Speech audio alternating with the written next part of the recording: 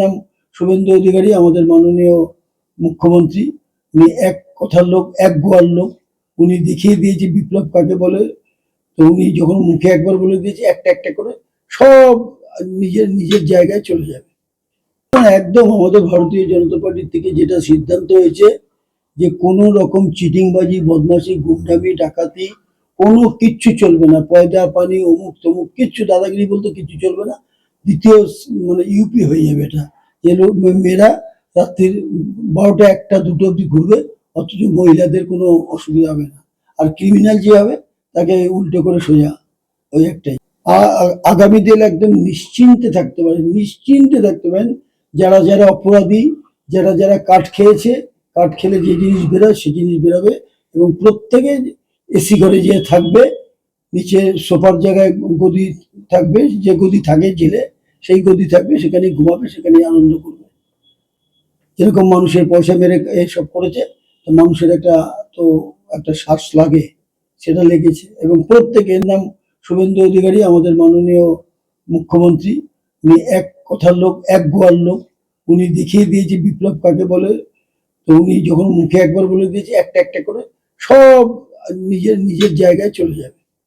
সব জানতো, এটা ববি হাকিমের কাজ। তো ববি হাকিম কয়েক হাজার কোটি টাকার মালিক। মানে এরা তো একটা চোরের গ্রুপ ছিল। যা চুরি হতো মমতা ব্যানার্জির কাছে বেশিরভাগটা যেত, অল্প ভাগটা এদের কাছে যেত। কিন্তু আমাদের বিজেপি যারা আছে, যারা আমাদের শুভেন্দু অধিকারী মতন, আমাদের ঘোষ, কি নাম, দিলীপ ঘোষ আছে, শ্রমিক দা আছে, শ্রমিক ভট্টাচার্য, এদের মধ্যে এসব কখনো কিচ্ছু পাবেন না। নোংরামিটা আমাদের মধ্যে নেই, আর আমরা করতে দেবো না। এ আবার বলার কি আছে, যেহেতু সবাই মানে প্রত্যেকে খুশি, প্রত্যেকে খুশি। আমি আমার নিজের সম্বন্ধে বলছি। আমি 2 বছর আগে বোলপুরে প্রায় 20-25 জনকে নিয়ে গেছিলাম। আমরা একটা রাস্তা জ্যাম বলে একটা পাড়ার মধ্যে থেকে আসছিলাম, একটা পাড়ার ভিতর থেকে। সেখানে গিয়ে একটা বাস দিয়ে একটা গেট করে রেখেছে, হ্যাঁ টোল প্লাজা। আমার দাদা এটা কি বলে, এটা আমাদের টোল প্লাজা। শুনলাম এটা অনুব্রত মন্ডলের টোল প্লাজা। ওখান থেকে প্রতিদিন কিছু নিলে 5 থেকে 7 লাখ টাকা উঠতো। চিন্তা করতে পারে। দেখুন, 100% কোনো জিনিস করা যায় না। কোনো আপনার সুগার হলে 100% সুগার কিওর হবে না, কিন্তু সামান্য একটু থাকবে, সামান্য। আমি এটা বলতে পারি, যেহেতু আমাদের মুখ্যমন্ত্রীর নাম শুভেন্দু অধিকারী, এবং তাকে আমি স্পেশালি টাইগার বলে ডাকি।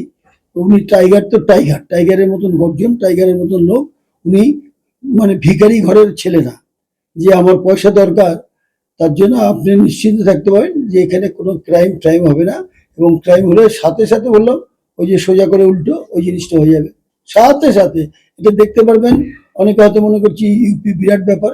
ইউপি যুগের থেকে আমাদের শুভেন্দু অধিকারী কোনো দিকে কম না, সেটা আপনারা 1 মাসের মধ্যেই দেখতে পারবেন। তাহলে এই মুহূর্তে আমি নাম বলছি না, আপনারা প্রত্যেকে চেনেন। দমদমের এমন কোনো লোক নেই তাকে চেনে না। আমাকে বলেছিল টিঙ্কাদা, আজকেই বলেছে, টিঙ্কাদা আমাদের কাছে এত কাউন্সিলর আছে, এত কাউন্সিলর নিয়ে আমরা ঝাঁপ দেবো, আর তুমি শুধু দাদার সাথে একটু কথা বলো। আমি বললাম, দেখো দাদা আমাকে ভালোবাসে, আমার থেকে বয়সেও ছোট, আমি ওকেও ভালোবাসি, কিন্তু এই কথাটা বলতে গেলে আমার দুগালে দুটো চাটি দিয়ে বসিয়ে দেবে। কারণ এইসব এইসব জঞ্জাল মালগুলোকে নেবেই না। আর আমি জানি টাইগারের বাড়িতে কত রকমের যে অত্যাচার করেছিল মমতা ব্যানার্জি, পাড়ার হিন্দু, পাড়ার মুসলমান সবাইকে দিয়ে। রাত্রিবেলা চোর চোর চোরটা, শিশির বাবুর ছেলেটা, এবং রীতিমতন তারা একটা দিন ঘুমাতে পারতো না। বাবার বয়স 80 বছর, মার বয়স প্রায় 75-76 বছর বয়স। বুড়ো মানুষ 2জন সারা রাত্রি জেগে থাকতো। মমতা ব্যানার্জি এসব করেছিল। সুতরাং এইসব লোককে নেওয়া হবেই না। তবে আমি আমার ব্যক্তিগত কথা বলি, অনেক সময় চলে আসে আমার এখানে বসে, কিন্তু আমি তো সবাইকে চিনি না, আমি চিনিও না, জানিও না। হয়তো একজন এসে বসে গেল, আরেকজন এসে বললো, ঠিক আছে ওইখানে কেন, আমি ওকে বললো, তো কদিন আগে টিএমসি করতো। যেই তারপরে তিনি আসে, আমি সঙ্গে সঙ্গে বাস তুমি আউট, ভাই তুমি এখান থেকে যাও, এখানে থাকতে পারবে না। কারণ আমিও চাই না কোনো টিএমসি আমাদের দলে আসুক। আশাবাদী হলেও কোনো আশার সুরা ছিল না। যদি নাকি মমতা ব্যানার্জির রাজত্ব থাকতো, যদি নাকি মমতা ব্যানার্জির রাজত্ব থাকতো, তাহলে এটার আশার কোনো রিকভার হতো না। এটা যেরকম ছিল, যে জলে পড়েছিল কিচ্ছু হতো না। কিন্তু যেহেতু আমাদের মুখ্যমন্ত্রীর নাম পরিবর্তন হয়েছে, এবং আমাদের মুখ্যমন্ত্রী যে কয়টা ওয়াদা দিচ্ছে, মানে কি বলে ওটাকে, যে কটা ওয়াদা দিচ্ছে, যে কটা কথা দিচ্ছে, দেখবেন আজকে নিয়ে প্রায় 6 দিন বোধহয় হলো। 6 দিনের মধ্যে কিন্তু অনেক কাজ করেছে, যেগুলো কেউ চিন্তাও করতে পারেনি। সুজিত বোস যেদিন অ্যারেস্ট হয়, তার 5 মিনিট আগে অব্দি বুঝতে পারিনি যে এটা একটা অন্য মুখ্যমন্ত্রী, এটা একটা অন্য মুখ্যমন্ত্রী। তো সুতরাং এর গভীরতা যাবে এবং এর নিচ থেকে এর যত জঞ্জাল আছে সবাইকে উঠতে হবে এবং আসল জায়গায় যেখানে তাদের থাকার কথা সেখানে তারা থাকবে। দেখুন আমি তো কোনো মানে উঁচু দরের লোক না, আমি একদম মানে একটা পাবলিক হেঁটে গেলে তার যা ক্ষমতা ঠিক আমার সেই ক্ষমতা, কেননা আমার কোনো পোস্ট নেই বা আমি কোনোদিন আজ অব্দি পোস্ট নিইনি, পোস্ট নেই এবং পোস্ট নিইনি।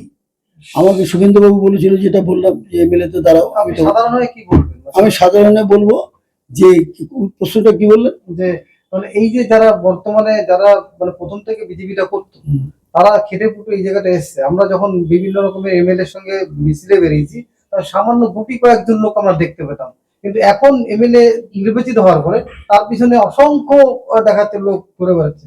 তাহলে যারা পুরনো ছিল তাদের ক্ষেত্রে তারা অনেকটাই আশঙ্কিত করছে যে আমরা আগামী দিন আমরা এই জায়গাটা ধরে রাখতে পারবো, কিন্তু আমাদের আগামী সেটা থাকবে, সেটা নিয়ে তারা আশঙ্কিত। না, তবে আমি বলবো আপনি যে কথাটা বলছেন একদম ঠিক, একদম ঠিক।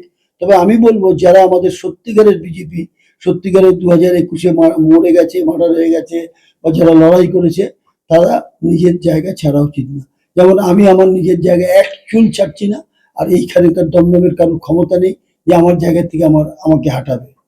কারণ সবাইকে যে যে পদ আছে সেগুলোকে এখন ধরে তাদের জায়গাগুলো তারা ঠিক থাকবে। আমি কোনো টিএমসি কে ঢুকতে দেবো না। যেমন আমি আমার জায়গায় একদম শক্ত করে থাকি, আর আপনারা একটু আগে আসলে দেখতে পারতেন অন্তত 200 থেকে 250 লোক ছেলে আমার এখানে বসেছিল, চেয়ার দেখলেই বুঝতে পারবেন যে কত লোক বসেছিল। সবাই আমি বলবো যারা আমাদের পুরনো সৈনিক, যারা বিজেপি করতো, তারা যেন শক্ত থাকে।